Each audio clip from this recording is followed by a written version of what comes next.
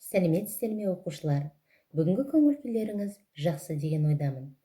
Ендеше бүгінгі сабақта сіздермен бірге болатын Алматы облысы Қаратал ауданы Кемел Тоқаев атындағы орта мектебінің химия пәні мұғалімі Молдагожаева Кенжегүл Абылханымны. Ендеше балалар, бүгінгі жаңа сабағымыздың тақырыбымен таныспас бұрын сіздерге ой қозғау мақсатында сөз жұмбақ жасырмақшымын. Бірінші сұрақ: сілтілік металл. Қандай сілтілік металдарды білесіздер? Әрине, калий. Жарайсыздар. Қатты отынның түрі? Көмір. Бәрекелді. Қан құрамындағы металл? Темір. Жарайсыздар, керемет. Бірінші А топ элементтерін не деп атаймыз? Сілтілік металдар деп атайды екенбіз. Азот қышқылының қалдығы қалай аталынады балалар?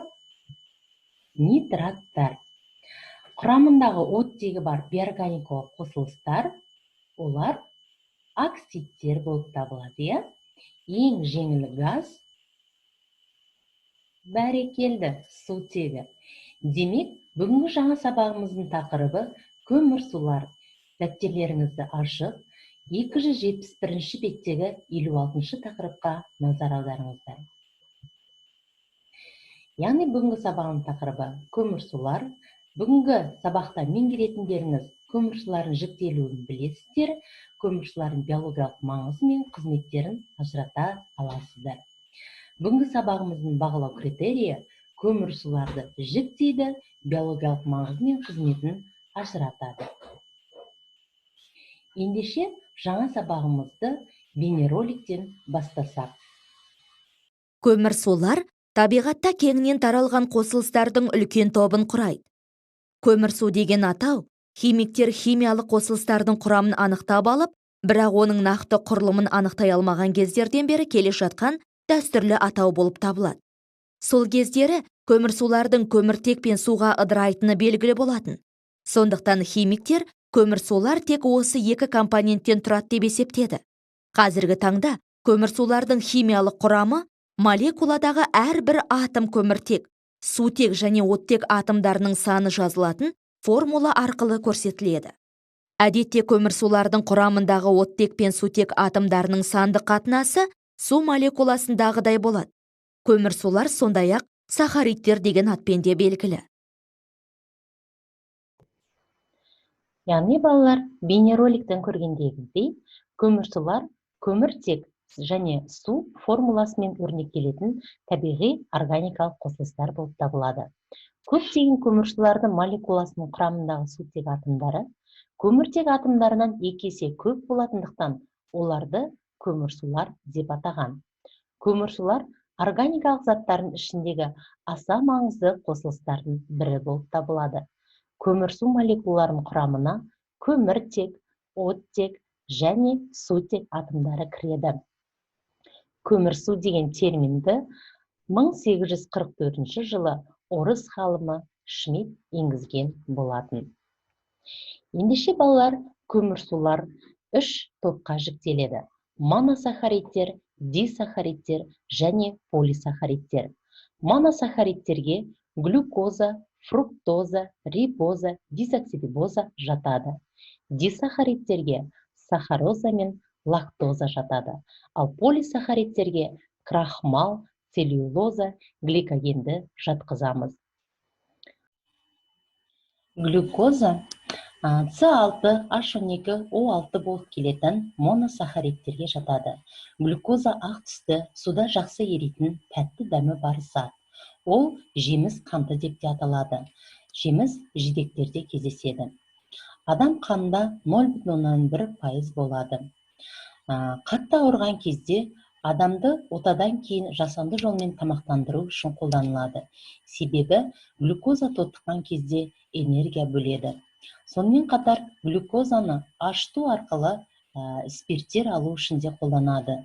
Және де кондитер, тоқыма өнеркәсіптерінде, тағы да жаңа жылдық ойыншықтар дайындау үшін де қолданады. Глюкозаның құрылыс изомері фруктоза болып табылады. Сахароза глюкоза мен фруктозадан тұратын, формуласы С12H22O11 болып келетін дисахарид. Сахароза глюкозадан күрделі зат.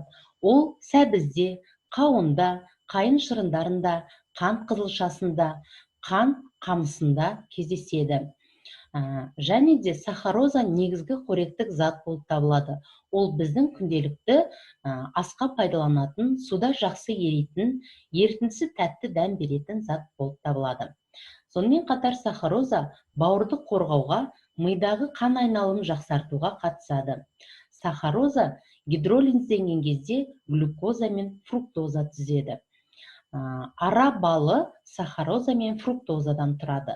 Сондықтан да ол қантқа қарағанда тәтті дәм береді. Крахмал табиғи полимер. Ол глюкозадан түзіледі. Крахмал күріште 80%-ға дейін, бидай мен жүгеріде 70-75%-ға дейін, картоп түйіндерінде 20%-ға дейін кездеседі. Крахмал өндірісте картоп немесе жүгеріден алынады. Крахмал салқын суда ерімейтін ақ түсті ұнтақ зат, ыстық суда ісініп, коллоид ерітіндісі клейстер түзеді. Крахмал химиялық белсенділігі төмен зат. Крахмалдың ең маңызды химиялық қасиетін қазір тәжірибе жүзінде көретін боласыздар. Крахмалдың маңызды химиялық қасиеттерін бірін анықтау үшін үй жағдайында тәжірибе жасап көрейік. Ол үшін бізге қажет картоп крахмалы, ақ нан кескіні, йод және де су. Қазір картоп крахмалын суға салып ерітеміз.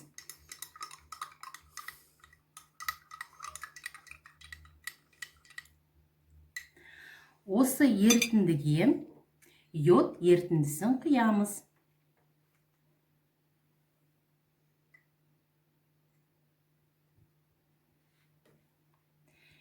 Яғни ерітіндіміз көк түске өзгерді.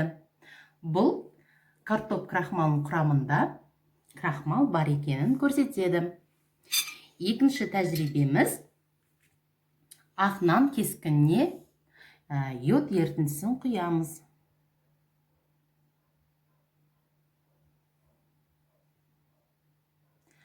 Ақ нанның кескіні де көк түске өзгерді. Яғни бұл тәжірибе крахмалдың сапалық реакциясын анықтау үшін жасалынған тәжірибе болып табылады. Өндірістерде өнімнің құрамында крахмалдың бар жоғын анықтау үшін осындай тәжірибе қолданылады. Ендеше балалар, бүгінгі жаңа сабақ сіздерге түсінікті болды деген ойдамын. Бүгінгі жаңа сабағымыздың бекіту тапсырмаларын орындасақ. Бірінші тапсырма. Берілген көмірсуларды жіктеп, сәйкес орындарына орналастырыңыздар. Көмірсулар 3 топқа жіктелетінін білесіздер. Ендеше глюкоза, целлюлоза, сахароза, фруктоза, лактоза және крахмалды әр топ өз орнына орналастыруларыңызды сұраймын. 1 минут уақыт беріледі. Ойланып, орналастырады деген ойдамын. Бұл тапсырманың дескрипторы 3 топқа жіктеу болып табылады. Ендеше, жіктеп болсаңыздар, менің жауабыммен тексеріп көрсеңіздер. Глюкоза моносахаридтерге жатады. Целлюлоза полисахаридтерге жатады. Сахароза дисахаридтерге жатады. Фруктоза моносахарид, лактоза дисахарид, целлюлоза крахмал. Дәл осылай орындасаңыз, керемет, жарайсыз. Келесі тапсырма. Жұмбақ тапсырма, яғни бұл жерде кестеде бос орындар көрсетілген, глюкоза мен сахарозаның биологиялық маңызы мен қызметін ажыратып жазу керексіздер. Бұл тапсырманың дескрипторы көмірсулардың биологиялық маңызын ажыратып жазасыздар, көмірсулардың қызметін ажыратып жазасыздар деген ойдамын. Ендеше сәл уақыт берейін.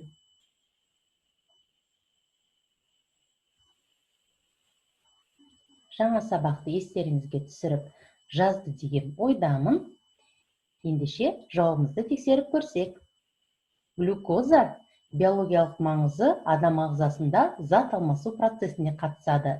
Энергия қоры ретінде жұмсалады. Қасиеті ақ түсті ұнтақ, суда жақсы еритін тәтті, дәмді зат. Сахароза бауырды қорғауға, мидағы қан айналым жақсартуға көмектеседі. Ақ түсті кристалды зат суда жақсы ериді, дәмі тәтті. Дәл осындай орындасаңыз, керемет. Ендеше балалар, бүгінгі жаңа сабағымыздың тобықтай түйініне келетін болсақ. Көмірсулар бифункционалды қосылыстар. Олардың құрамында карбил және гидроксил топтары болады. Моносахаридтер жасыл жапырақтарда су және көміршыл газдан күн сәулесінің фермент хлорофильдің қатысуымен түзіледі. Бұл үдеріс фотосинтез деп аталады. Дисахаридтердің өкілі сахароза. Оның формуласы С12, H22, O11. Полисахаридтердің жалпы формасы С6, H10, O5, N болып табылады. Крахмал негізгі қоректік полисахарид. Ендеше балалар, бүгінгі жаңа сабағымызға рефлексия жасасақ. Плюс, минус қызықты әдісі арқылы. Яғни, плюсқа сіздер бүгінгі жаңа сабақта ұнаған тұстарын жазасыздар, минусқа түсініксіз сәттерін жазасыздар, ал қызықты деген жерге бүгінгі жаңа сабақтан алған қызықты мәліметтерді жазып, менің жеке мобильді қосымша WhatsApp номеріме жіберсеңіздер болады. Ендеше үйге тапсырма 271 беттегі параграф 56-ны оқу. Көңіл қойып тыңдағандарыңызға рахмет. Сау болыңыздар.